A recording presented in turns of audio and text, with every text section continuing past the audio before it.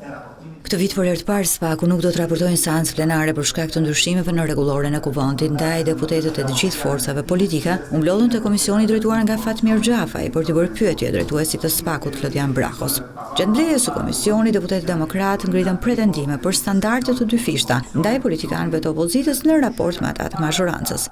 Gjithashtu, ligjvënësit e opozitës pyetën drejtuesin e prokurorisë posaçme në lidhje me kryeministrin Edi Rama, nëse ai do të thirret apo jo për të marrë në pyetje nga SPAK. Por Klodian Braho udhë poshtë pretendimet për standarde të dyfishta, duke theksuar se për prokurorinë e posaçme, sot në Shqipëri askush nuk ka imunitet nga hetimi.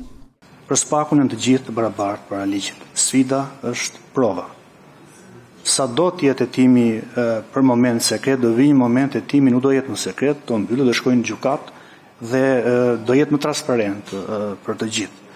Por askush nuk është i mund ndaj hetimit. Dhe në rastet ku ka prova se mund të ketë kryer një vepër penale.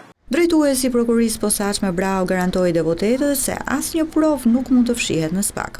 Ajo që unë ju garantoj është që nuk mund të ndodh në prokurorinë e posaçme që të ketë një provë në një dosje, për çfarë do dosje, dhe ajo provë të lihet aty në gjumë apo të mos reagohet.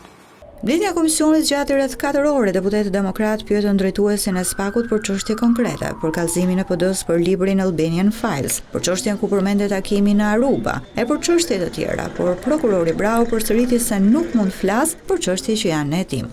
Të njëjtën përgjigje drejtuesi i SPAK-ut dha edhe për pyetjet e demokratëve, nëse do të kërkojë apo jo edhe një herë imunitetin e ish zëvendës kryeministres Belinda Balluku.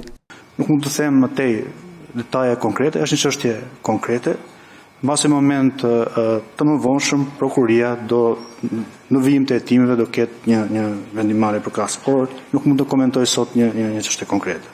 Përballë pyetjes së kryetarit të komisionit Fatmir Xhafaj nëse SPAK-u ka nevojë apo jo për ndryshime ligjore, Braho sqaroi se do të ishte dobishme për prokurorët e posaçëm që korrupsioni për shuma të vogla të hertojë nga prokuroria e zakonshme. Mendoj që ka nevojë për rritjen e pragut prej 50.000 lekësh të reja për vepra penale të korrupsionit që janë në kompetencë të SPAK-ut, apo edhe për rritjen e pragut të vlerës të procedurave të prokurimit që duhet të jenë në kompetencë të SPAK-ut, sepse në vlerësimin tonë është relativisht e ulët. Dhe mendojmë që veprat penale të kësaj natyre mund të hetohen shumë mirë nga prokuroria e rrethave gjyqësore dhe mund të jenë edhe më efektive.